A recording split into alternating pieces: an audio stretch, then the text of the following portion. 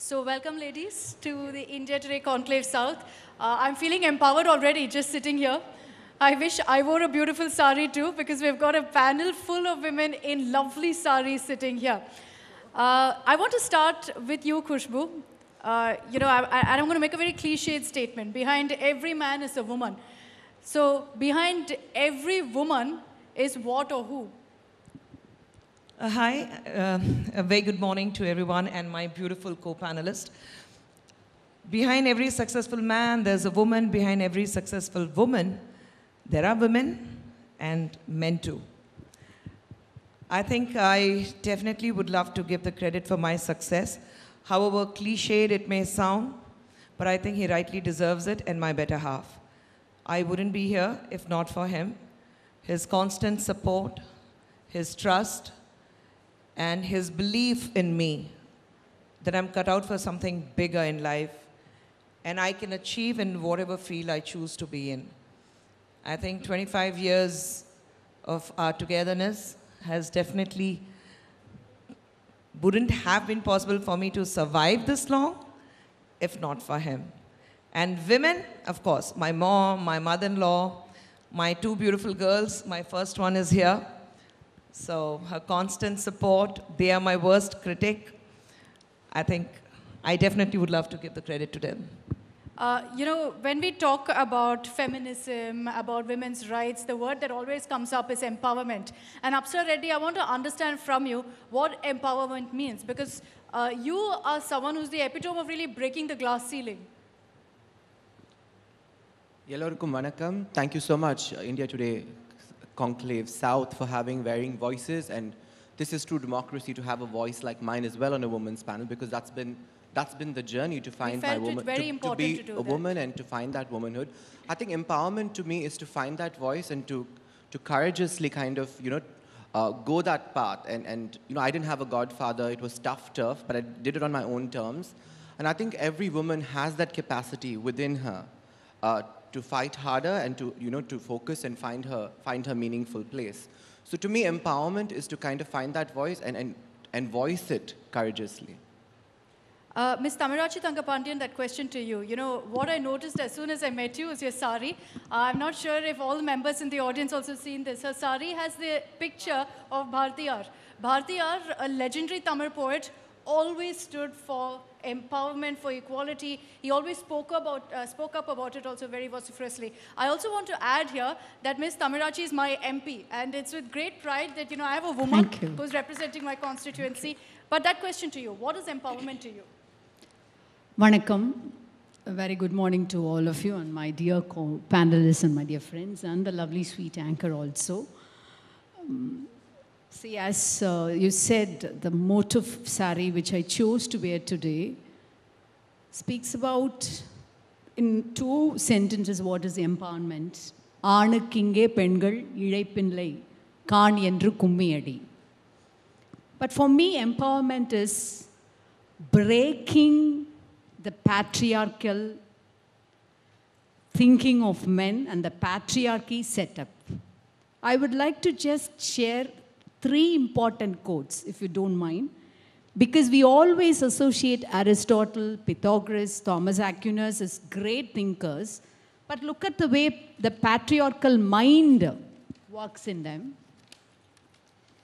Aristotle says, also as regards male and female, the former is superior, the latter is inferior. The male is the ruler, the female is subject. What if Aristotle may be the greatest philosopher? For me, he fails in this aspect. And it was Pythagoras. Everybody must have by-hearted the Pythagoras theorem when we were very young. He says, there's a good principle which has created order, light and man, and a bad principle which has created class, darkness and woman. But the irony is, his theorem has been much popularized by a female by name Aristoclea. What if he be a great mathematician? He fails in me in this aspect of having a typical patriarchal mind. And come to St. Thomas Aquinas, he says, as regards the individual nature, woman is defective and misbegotten. this patriarchal mindset need not be only existing in men, it can also be existing in women also. Queen Elizabeth I, of whom all of us revere and respect in so many other aspects, when she was to address a troop of army men for a victory to celebrate in the battlefront of Tilbury, she has proudly announced, though I may have the weak body of a woman, I'm proud to state that I have a strong heart and stomach of a man, that too like the King of England. Why should we want to have a stomach and heart of a man? So a queen is not an exception to this patriarchal mindset. So for me, empowerment is Thandai Mayamakkappatta. Patriarchy is the word. The conditioning for which we had been tuned for so many years, we have to break it up and prove ourselves as just women or women in this world. Thank you. So very well said. Soumya, does your blood boil when people say, what is the need for feminism? I mean, absolutely. So first of all, I really want to thank India Today Conclave and all my lovely panelists as well. Yes, I mean, my blood boils, but at the same time, I think we've come a long journey. Because at the end of the day, feminism is about equal rights. It's not just about women. It's about equal opportunity, equality. It's about each and every woman having the same opportunity as men as well. And I think we have fought a lot of battles. And I mean, we come from the country where we've had a women prime minister as well. A long time ago, when we are celebrating a vice president in another country. But I think it's every day is a battle. I mean, I think as women politicians, every day I have to battle. I have to work 10 times more harder. I have to deal with, like ma'am was saying, patriarchy, misogyny, sexism, mansplaining, you name it. But I think, like everything, women are breaking the glass ceiling in every field. Khushbu, do you think politics is a man's world? No, nothing. I mean, nothing is a man's world. It's equal. Why only men should be given a credit to lead the country or to be at the forefront of political field? I think you have women all over the world making a mark for themselves. And I'm a feminist myself, but I'm not a bra-burning feminist. I believe that women should have the equality, but I do not like the term saying that the minute a woman achieves success, oh, it's a breaking the glass ceiling. Why these terms are never used with men? Why only? Because they're always there. No, I'm saying with women, the day we stop saying that we are going to break the glass ceiling, I think we have arrived. We have to stop making ourselves saying that, oh, I'm going to achieve, I'm going to do this, I'm going to break the glass ceiling. No, I think I just have to go on, keep working, and say I am equal to any man in this room or anybody out there on the streets, and I'm going to make a mark for myself because I trust myself, I believe in myself, and I'm extremely confident of what I want to do in life. And that is what it ends. I think it should never be saying that I am going to be making a mark by being equal to another man. No, I am already way ahead of any man. Any man. I think, you look at it, you talk about the country, it's Bharat Mata, Hamari Janmabhoomi, Hamari mother tongue. That is how so everything is about women. But it's just that what Thamre Seji was saying about the patriarchy mindset, I think we have come a long way. We wouldn't be here on this panel if we were still walking around with the patriarchy mindset. Yes, there are certain places where men love to prove that they are much more stronger than women, but I see their weakness in that. I see their complete weakness because they know very well, they accept the fact that women are stronger emotionally. When it comes to doing a work, women can multitask, women can achieve if she sets her mind on something. And it's just that the men's, when they have their insecurities, when they are very much aware that they cannot compete with women, that's when they jump into this patriarchy mindset or maligning or assassination of the character. This is why they jump to these resorts, because they know they cannot compete with any woman for that matter. When we talk about women in politics, I see 4 hugely accomplished, successful women on the stage with me. But is it easier said than done? Khushbu, I want you to answer that. About, if there's a woman out there, a woman who is, someone from a rural background, is it easy for her to reach a politician's level, to enter politics even? No, definitely not. It's not easy for her, because she has been brought up in an atmosphere where it has been fed in her mind that she is inferior to men. It has been told to her that when she gets married, she goes into the new home, she has to adjust and compromise. It has been told to her while she was being brought up as a girl that there are ways that this is how the girls behave, this is how the boys behave. There have been rules in her own household, in her maternal home, where they have told her that whatever said and done, you have to abide by the rules set by the society. And that is where the problem starts. The day at home we start treating girls and boys equally, we will not have this problem. Yes, politically you have this problem, because I think all 4 of us successful in our own field, especially Thamizhachi Thangapandi ji, she is the MP. Though she comes from a very, very not conservative, very, very broad-minded background, her brothers, her family, everything we know about it. She is very well-read, very highly educated. But even then, I'm sure she would have understood that when it comes to politics, we definitely do have certain section of men where they think it's not right for a woman to succeed. We cannot take orders from women, and that's a basic problem. Politically, most of the men, they do not like taking orders from men, and that is why we actually look up to Indira Gandhi ji, or we look up to Jayalalitha, because we say that, okay, these were 2 women who were actually men in the man's world. Apsara, you were someone who was, handpicked by Jayalalitha to enter politics and thereby ensure that, you end that stereotypes and give opportunities to transgenders, put them on the same platform. Do you think it takes one woman to lift another up? Absolutely, to kind of use the phrase break the glass ceiling. I think when women break the glass ceiling, we shouldn't fix it back on. I think we need to kind of empower other women to, empower them to come to seats of power, to positions of power, and give them opportunity. I think a lot of times women enter a certain sphere, a certain seat, or a certain circle of power, and they forget that there's an entire sisterhood out there that needs that upliftment. So it's important, especially for me, when I discuss gender issues and gender justice, for me it's very important that we find meaningful places for transgender women, not just at really tokenistic photo op kind of moments, but also at the block, district, panchayat, and state level, because only then, in their rural areas, in their setting, can they come up and be a part of politics.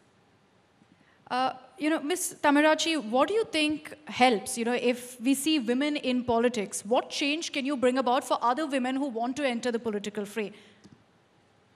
Just to sensitize them, especially as my friend Khushbu has stated. See, when we talk about opportunities, there's a certain difference when you talk from a privileged class. Because India has this peculiar problem of caste. The European countries have this division as, like race and rich people, poor people, or religion. But the peculiar cure and the worst problem we have is caste. So when we speak in a privileged position like women can achieve anything or we are on par with men, we have to be very careful who speaks and on which platform she's standing and which is given the right or the privilege to speak. So when we come to that, we have to sensitize the not so privileged class of women to give them a boost of self-confidence. I come from a rural background. I come from my native places in the southern part of Tamil Nadu, which is a typical village, Mallanginaru. It is a dry, arid soil. Most of the time it depends upon the rains for a rich agricultural outcome. When I come from such rural background, I get my strength from those Karisakattu women, from those rural women who brace themselves upon the difficulties life poses on them, most of their husbands are drunkards. Most of the women need to support their family as lone working women. Despite all these, I can see brave Karasalkattu women. My paternal grandmother, my aunts, my chinnamas, my ammatas, my appatas, they taught me self-respect even though they're not graduates. Most of them wouldn't have even stepped on the footsteps of any school at all. So what has given them that confidence? So self-respect movement, I always look up to women who are the pioneers of the self-respect movement. Movalu Ramamridam Ammayar, Vaisu Manjula, Dr. Muthulakshmi Reddy, who have sensitized the underprivileged women who come from the lower strata of society of the oppressed classes that you can achieve. So empowerment needs to be started from that strata of society. Because even see, rapes happen throughout. You know the statistics, every other second, how many women are being subjected to sexual assault. But when a scheduled caste woman is being subjected to that, it's a different story. It has its own political connotations in that.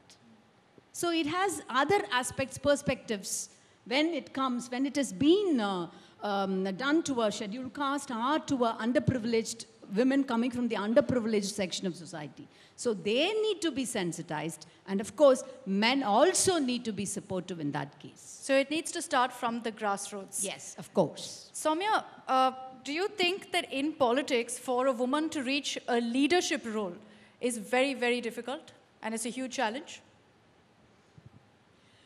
I would say yes and no. Essentially my question is, do you feel your male politicians have a problem taking commands from a woman leader? There definitely is sexism, misogyny and patriarchy, like we were talking earlier. But I think at the end of the day, it's things are changing. I mean, compared to how things were in the past. But we still have a long way to go. I mean, why is that we still don't have, we're 50%, 49-50% of population in the world. Why is that representation of women is just 12% in the parliament? In my own state, we're just about 4%. I'm not sure how much over here in Tamil Nadu, but that's definitely not even 10%. I think at the end of the day, it's about as and when at every single level, be it Gram Panchayat, ZP, municipality, assembly, parliament, I think that there has to be representation. And I think as and when that happens, I think things will change. And of course, it is much more harder because I have to work. In fact, I happen to be the only female MLA in my own city. And we're just like 10 out of 225. It's every single day I have to kind of, prove myself. But of course, I haven't, if not for parents who would have believed that her daughter couldn't do anything, be it even an elected representative, I don't think I would be sitting over here. So I think at the end of the day, it takes each and every mother and father to make that decision that my girl child is as better, if not as good, if not better, than the male child. Soumya brought up a point, and Thamirachi ma'am, there is always the question about reservation. Why nothing's been done to ensure reservation in Parliament? This is a subject that's been brought up in 1996. We're still talking about it. The sense I get is that all political parties have a consensus. When you talk to them in the face, they say, we're for it. We're for women's reservation. And yet, it's never happened. I don't have to mention that, all our representatives here are from different political parties. I saw how all of you stood here, hugged each other. So I know you all have that close bond. Beyond the politics, why is it that we're so hesitant on going ahead and ensuring the most basic step of reservation? See, reservation is a birthright. It's not that something which needs to be given on a platter to us from men. In fact, we all need to have 50% reservation. That's a birthright. And from time immemorial, for more than, like how many years we have been fighting for this 33%. Even Rwanda, the most, upcoming underdeveloped country, has a much more higher rate of women parliamentarians. And statistics are on the rise, showing that the underdeveloped countries are concentrating more on bringing women representation in the decision-making chairs. And it is a sad plight that, see, it was passed in the Rajya Sabha and it was faced with much stiff resistance in the Lok Sabha. And you must have all witnessed the scenario, how it was, even some member tore the paper also. So it is a sad, that is why I always stress on this patriarchal setup. How does a man think like that? Why does he think that it is something that we need to give a woman when it is our birthright? When I just expressed it as our birthright, there was a big aghast also. They can't even stomach that phrase. So this is the resistance, and cutting across all party lines. It's high time we have to work towards it. As you said, it's a healthy thing. What I find unfortunate, Khushbu, is that men have to, or get the right to decide about women's reservation. And they are the ones, essentially, who will decide whether there's reservation in parliament for women. While you, again, have all of these parties coming together saying, way forward, we want reservation. You never see it going through. Do you think it's unfortunate that men decide women's fate in politics? It's very unfortunate that it hasn't come in power in the parliament yet. We're talking about 50%. We say that it's a birthright. But why are we allowing the men to decide whether we deserve it or not? That's what I don't understand. It's your birthright. Take it. Why are we giving that platform, or we putting men on that pedestal to decide what is my birthright? Why are we allowing men to decide that you have to bring in a law which is going to give me my birthright? Haven't we, over these years, literally pushed men on that pedestal every time and said, you decide what I deserve, you decide what I need, you decide what I have to do, you decide what I have to eat, you decide where I have to go, you decide what I have to wear. I am saying the men, we do not give them the platform. Why are we giving them so much of delight, the pleasure of deciding what I have to do? As a woman, it's my birthright. I start my daughters here and they know very well. The rules are no different. It's the rules that apply to my brother's kids, his boys, the same rules apply to them. We have not brought up our daughters as saying that this is what your timeline is, this is what you have to do, this is what you don't have to do. They are free to do what they want to do. It's just that be conscious of what you're doing. You have to take the responsibility if something goes wrong. You have to be brave enough to accept that you have gone wrong and be confident that you're not going to do it again. I wouldn't be here if I had handed over my reins of my life to my husband. It's a marriage of equality. It's a marriage of understanding. My husband does not tell me you don't do this, because I do not give him the right to decide on what I have to do. He is supportive of my decisions. He is supportive when he thinks if something is wrong. He just voices his opinions and says, I think this is wrong, but the final choice is yours. I think why we women give that opportunity to men, where somewhere they have this sadistic pleasure of saying that I am going to decide what woman has to do. I do not believe in that. It's your birthright, you fight for it, you win it. How you do it? Let's all, irrespective of the political parties, let all women in the parliament come together, go out on the streets and say this needs to be done because this is my birthright. And let's see if that happens or not. Bring in, we always have, candlelight march and this and that, everything. Why we women, the parliamentarians, don't come out and fight for it? Why single-handedly Thamizhachi Thangapandi has to fight in the parliament? Bring all the women. I mean, we always keep talking about it. We keep fighting about it. We have an argument. We have a discussion. But it's status quo. I'm saying, let's come out. Let us all be on the streets.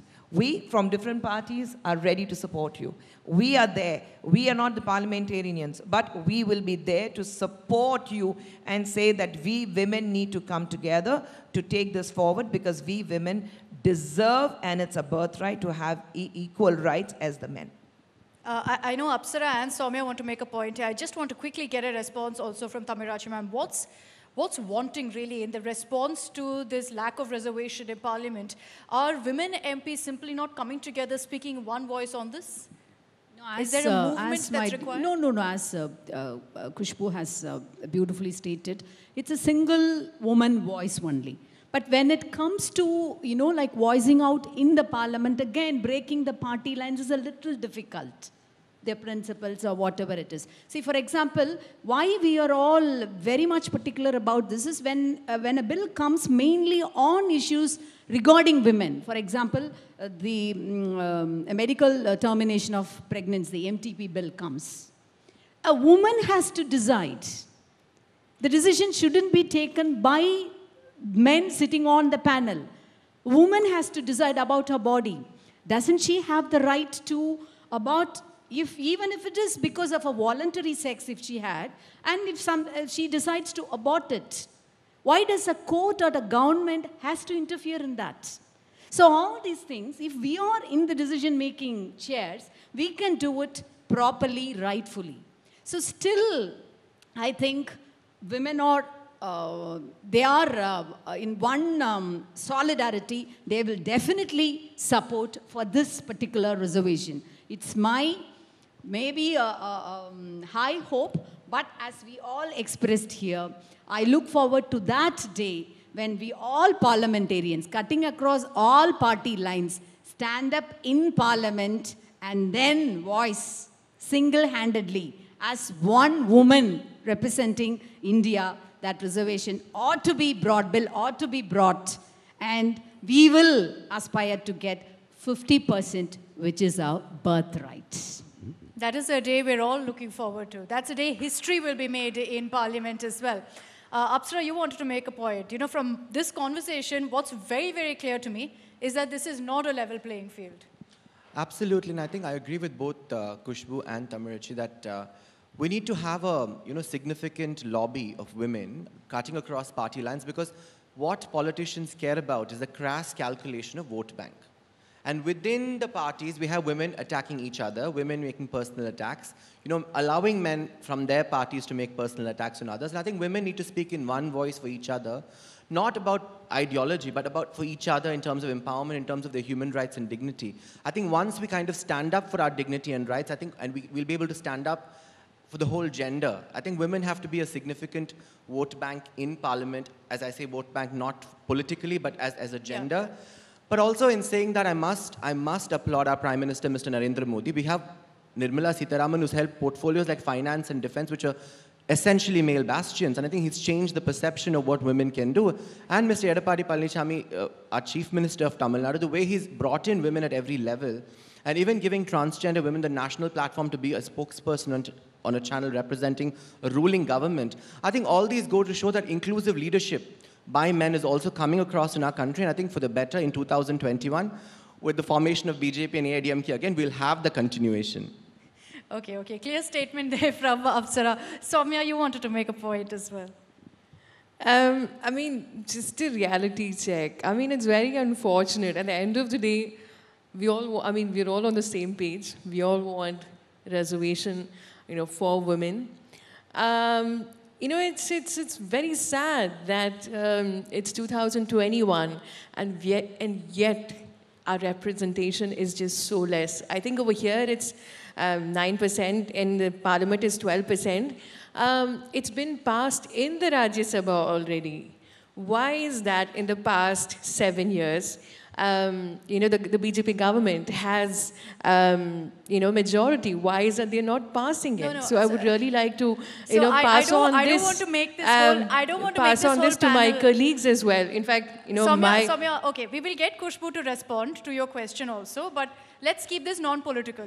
As I mentioned, we're all women standing here, and that's our identity right now. No, on this in platform. a sense, I think as women, irrespective of political parties. I think all of us are pushing it. But at the end of the day, we need to pass this in the Lok Sabha. Agreed. It hasn't been brought up. We've had all kinds of laws that has been passed in the recent past, which hasn't been necessary. But why is that? In fact, Nagarapalika and Panchayat was actually thanks to Rajiv Gandhi, and we've given from Congress, we have given unconditional support that we will, and we have support the women's reservation bill as well.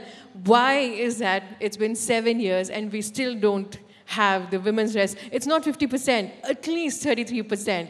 Why? Khushbu? When is that going to happen? Thank you, Soumya. I'm not going to make it political, but what you couldn't achieve in 60 years, how can we achieve in 6 years? Give us some time. We'll definitely do it. One step at a time, baby steps. We are trying to get things organized in the country. What we have seen was completely misdone. And we need to set things right. The country comes first. The people living below poverty line comes first. The GDP growth of the country comes first. The armed forces come first. Women do have a very, very powerful role. And like Apsara very rightly said, it's only in this government we have seen. We had people like Sushma Swaraji, Nirmala Sitharamanji, you have seen Smriti Irani, all leading from the front and giving a very clear message that this government cares for women. You have Beti Bachao Andolan, all that. So we are taking it forward, but let's not make it political.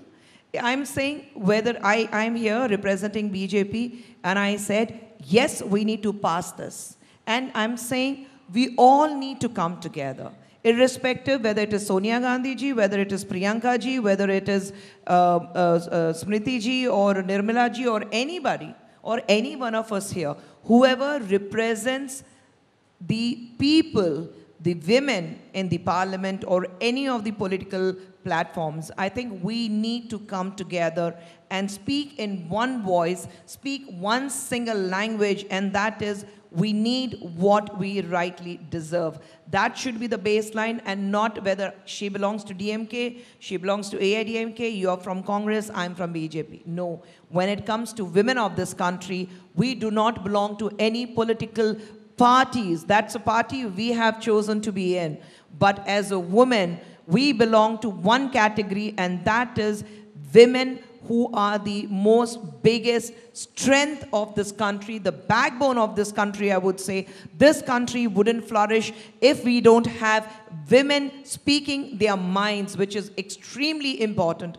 And let's not bring any political agenda or, It's not a political agenda, ma'am. I was just curious when, yes, like I said, that we're going to have the political will to pass this women's reservation again, it's going bill. to go into an argument of you didn't do it, I could do, how can I do it? Let's not get into that. We are going to do it, and when we promise something, we do fulfill the promises. And that's a promise made by our Honorable Prime Minister, that we will fulfill this and we will bring it in order, and there are no two ways about it. Okay, I'm not going to let this descend into a political blame game. Sure, Apsara, go ahead. I think when we have a gender discussion about women power, and I think about talking about women's rights, and we're talking about men deciding for us, I think panels like this should also ask the uncomfortable question to men. I think panels on women 100% agree. should have men being asked these questions, that you have this many women in your party who are capable, intelligent, articulate, sensible, who can have vote banks. Why don't you give them a chance? I think you should ask political leaders who are coming to your panel yesterday and today. We had many leaders. You should have asked them those questions. No, I 100% agree. Tavirachi ma'am, do you think that now for political parties, I see many clapping here, I may just pull one man up to the stage and ask him to answer that question as well. But Tavirachi ma'am, do you feel that very often for political parties, it's about that photo op, sending across a message as far as optics are concerned that, look, we have certain number of women in the party, we're very inclusive. But when it comes down to it, they don't really promote women. See, way back in 1989, it was Dr. Kalaignar who has made it legal, that it is the legal right of a woman to inherit her parents' property. First state throughout India, he was the first one to bring out.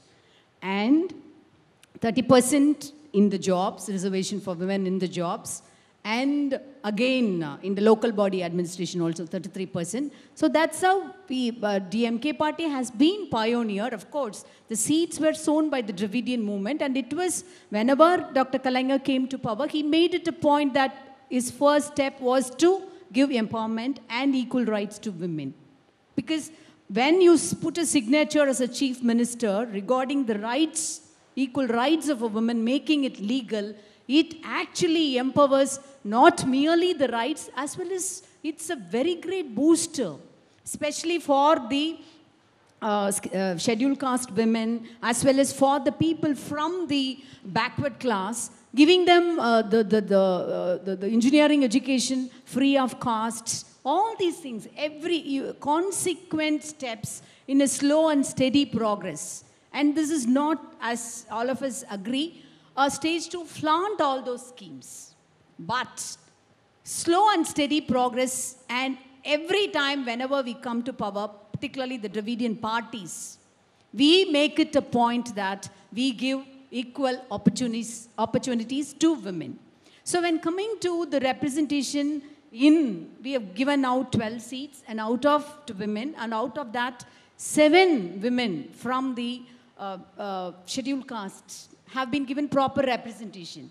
So you have to look into this aspect of giving representation to the women from the underprivileged section of the society. That is where our party makes a great stress upon, because you have to give opportunities to those women who have not entered the portals of power yet. Still, it is a huge fight. Still, AIIMS is not yet open to us. Still, IIT gates are not yet open to us. So you have to start from there. And then it is a steady progress. And whenever our party has an opportunity, it has actually put thrust upon giving equal opportunities. And still, I would like to go Robert Frost lines, miles to go, miles to go. It is a long journey, and it is miles to go.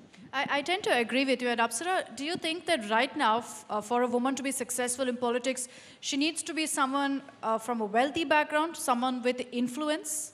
Is that what it takes to be successful in politics for a woman right now?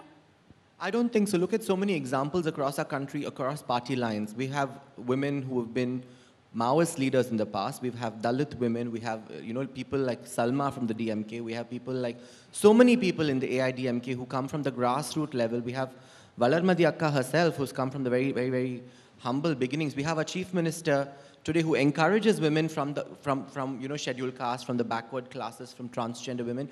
I think you don't need to be a woman with wealth. You need to be a woman with vision and warmth. I think people relate to that. I think wealth works to a certain extent. But I think the electorate, the people of Tamil Nadu especially, relate to the person and the persona. Khushbu, you've been an actor also. Between the film industry and politics, a difficult one, between the two industries, which do you think is more welcoming for women? I'm sorry for being biased. I would definitely say films. I think it's only cinema where they don't ask you to fill up a form where they say that what's your gender, your caste, your community, your religion, your education qualifications, your background, your past working experience. You don't have to fill up anything. Here, even if a nominee, any candidate has to file, even for assembly or parliament, you have to fill up all these forms.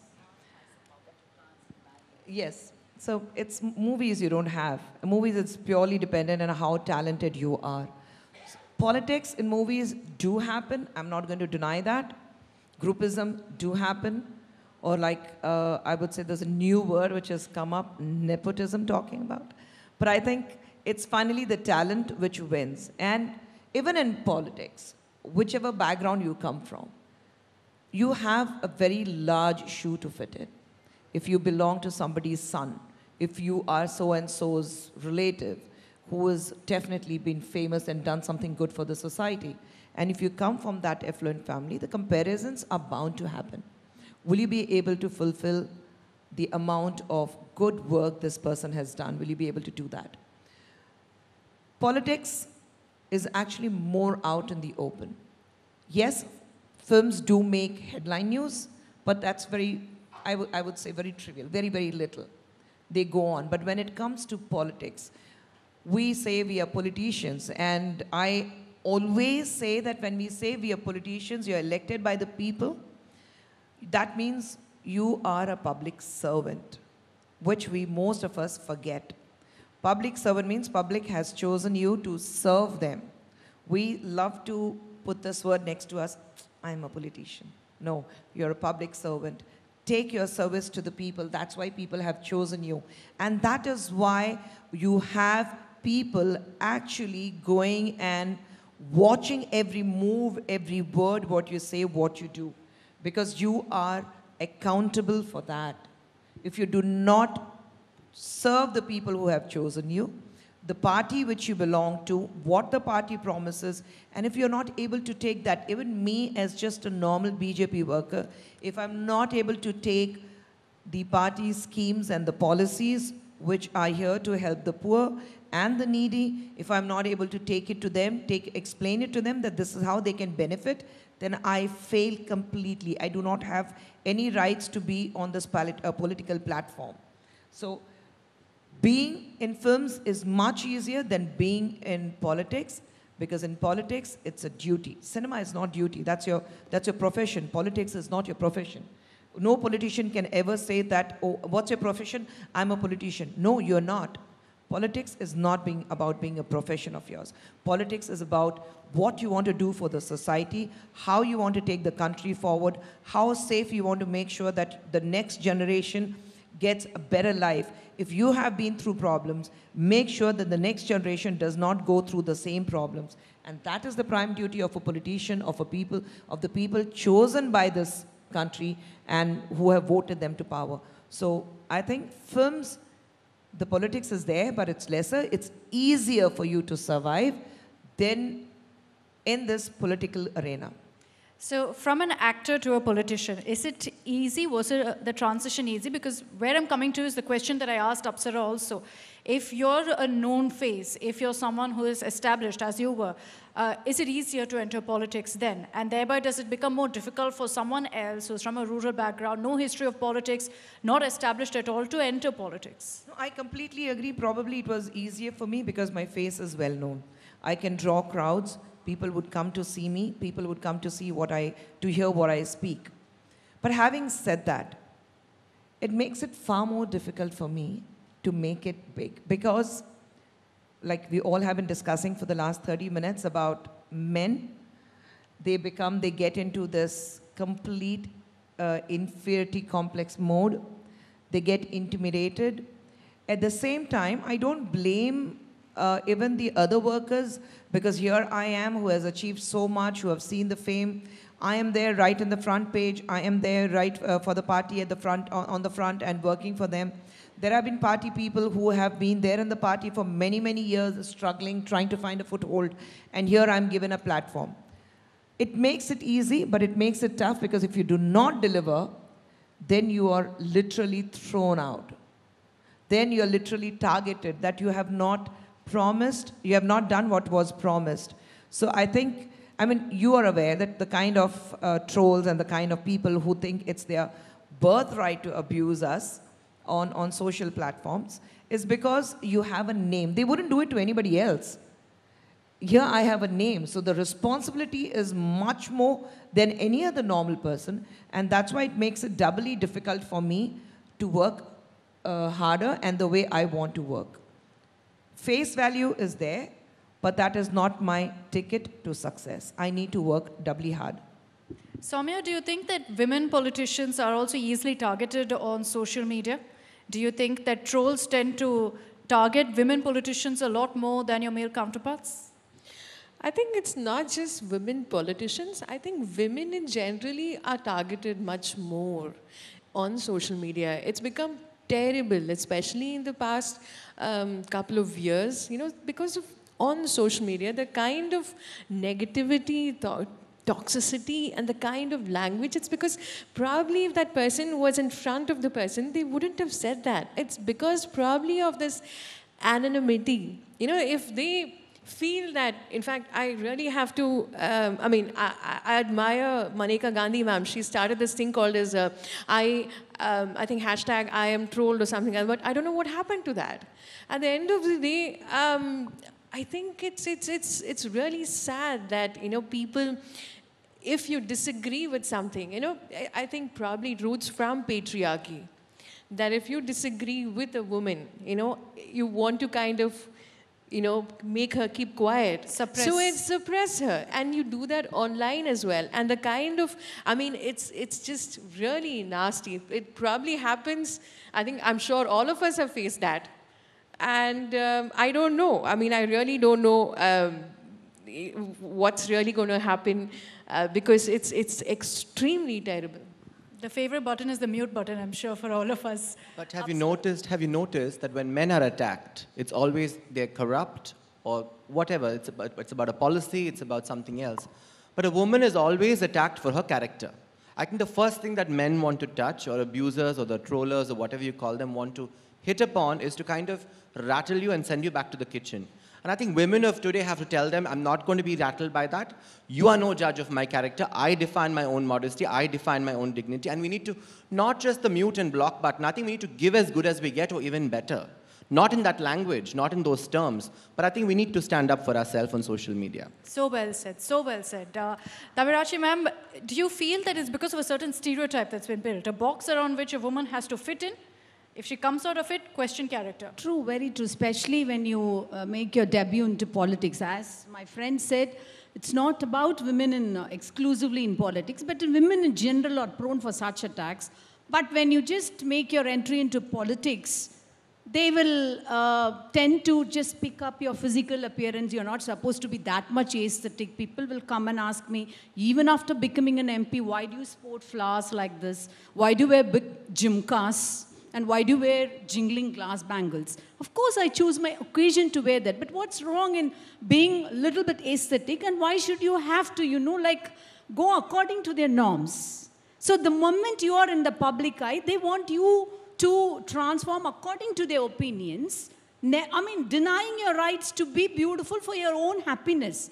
And since you are an MP, since you are into the public political field, you're not, you know, like to sacrifice all those things, your little bit of jewelry, your little bit of statement or whatever it is. See, nowhere can you, have you ever seen Aung San Suu Kyi without any flowers? Only in India, I think, you know, like women are being targeted. And as my dear friend Apsara has stated, character assassination also, the first thing. And also they will come and ask you this question: how do you manage your household as well as your political professional life? I'll always ask them, have you ever asked a male member of parliament the same question? No, there are certain stereotyped of questions as well as expectations when it comes to a woman as she steps into a public life. It's always, because Tamilargaludeya and the udai, avargaludeya and the அழகுணர்ச்சி என்பது காலம் காலமாக 3000 ஆண்டுகளாக தொடர்ந்து வருகின்றது. சந்தனமோ மலர்களோ உங்களுக்கான வகையில் உங்களை ஆரோக்கியமாக அழகுபடுத்திக் கொள்வது, it's part of Tamilian sensibility. And just because you step into a public arena, you're not supposed to, you know, like sacrifice. You know, the moment I knew I was going to be doing this panel, the first rule I told myself, I will not ask that question about work-life balance, how do you do it all. I made that the #1 rule for this debate because, you know, it sets such a bad precedent. If you don't ask it to the men, don't ask it to the women. I have a point to make. Sorry. No, but I love when this question is asked to me because, as I said at the beginning of the show, you know, men are way ahead, women are way ahead of men. They can multitask. Men cannot do it. You give one job to men and they're like, you give them one job at home. Tea potte veinga mudiyadu. Kitchen will be a mess. And I don't have any qualms in saying that my husband does not know how to switch on a gas or even operate a microwave oven. He does not know, and he is proud about it. He does not know anything. This is so true what you're saying. Why? I mean, somebody asked me, how do you manage? No, but can I tell you something? It's very unfair to say women are born multitaskers. That's not true. We are forced to become multitaskers. No. So we are born multitaskers. Why do you say you're forced to do it? Because you're forced into doing so many duties that you're forced to become a multitasker. I enjoy waking up early in the morning, making tea for my family, then heading out for my work, coming back, making sure that the lunch is on time, making sure the dinner is prepared. I love doing that, but I never give up on what I want to do or what I want to achieve. Exactly. I have a time for myself. I know this is what I want to do. And I love multitasking because I know no man can ever match up to my multitasking abilities, and I'm very proud of that. The message is to each their own. That's what it's about. Yes, Apsara. Akshita, I think what Tamil Chiyaka said earlier, I agree with completely. I think, women are multitaskers, as even Kushbu said, but I feel also it's so much easier for a male politician because there's always a woman to lock up the house, cook for them, take care. A woman politician, when you have no support of a man, to lock up your house when you have to run, to do your grocery shopping, to do whatever, you don't have those support systems. It's doubly harder for a woman to be in politics. Because, men are proud of the fact that they can't do household work. And even if they're at home and sit at home husbands, they don't want to do it. So I think women coming out are not just multitaskers, but they're multi-achievers. And I think they deserve a better platform in politics. The most basic, at least, representation. We've run out of time, but I'm not sure if you've noticed, but through the course of this entire discussion, Tamirachi ma'am kept referring to poets, kept giving us stanzas. It's because she is a poet herself. So to sum up this entire conversation about rights of women, about ensuring that, we ensure adequate representation of women, give them the rights, give them the opportunities they deserve. If you could give us a few lines of any poem that, you believe would be apt for this. விட்டு விடுதலையாகி நிற்பாய் சிட்டுக்குருவியைப் போலே மகாகவி பாரதியாருடைய வார்த்தைகள். பாவேந்தர் Bharathidasan said, வன்மை உயர்வு மாந்தர் நலமெல்லாம் பெண்மையினால் உண்டு பெண்ணால் உண்டு. மாந்தர்னா அதில் it includes the human race. So your power, strength, positivity, development, everything is possible only because of women. So in the end, எப்போவுமே காலையில், as soon as I wake up in the morning, when I look up at the sun and get energy from that, doing my Surya Namaskaram or whatever it is, I remember Mahakavi Bharatiya's this one sentence, vittu vidudalaiyagi nirpai. And one more beautiful little anecdote, because I always look up my Karisalkattu, my South Indian, my rural women as my example. So, I come from a place wherein heat, the summer is the tone of my soil. Always, 7 months of the year, scorching summer is the tone of my place, always. So we never complain about summer. Summer and sweat are part of our skin. So when a Chennite, if sometimes they ask you, where do you go for your summer? I'll always say to my village. To my village of dust and sweat. When I was just sharing this experience to one of my fellow Semburnam Akka, her name is Semburnam. Semburnam is a woman, one who sports a big bindi. So she is a flower-selling woman. She always sports a very big bindi. Even after she lost her husband, she used to sport a big bindi. When I was just having a conversation with her, she has never gone to school or any sort of formal education. I said, Akka, poo vikkiravanga ellarme poduva vandu perisa pottu vechu, any significance in that? Illa eppovume vechirukranma, if you are a widow or you supposed to sacrifice or that.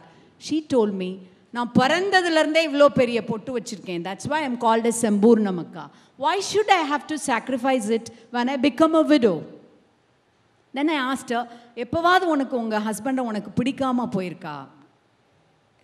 பிடிக்காமல் போகிறதுக்கு என் husband என்ன, வெயில் உனக்கு எப்போயாவது பிடிக்காமல் போயிருக்கா? I asked her. வெயில் பிடிக்காமல் போகிறதுக்கு வெயில் என்ன எனக்கு வீட்டுக்காரனா? வெயில் is so close to me. Veil is part of my skin. Of course, I had hated my husband. I must have disowned him so many times in my life. But veil is so closer to me. So I always, whenever I go through, the scorching sun, I remember these words. So Mahakavi Bharatiya's, Pavendra Bharatidasan and Semburnam Akka's, these words are my lifetime punchlines from which I get energy, I get motivated, and I'm happy that I'm able to share these lines and a part of my experience with you. Thank you. What a lovely and empowering conversation this has been. I hope for all the girls who are watching, they've been inspired now to demand what they deserve. I'd like to thank all of you for joining us here on the India Today Conclave South.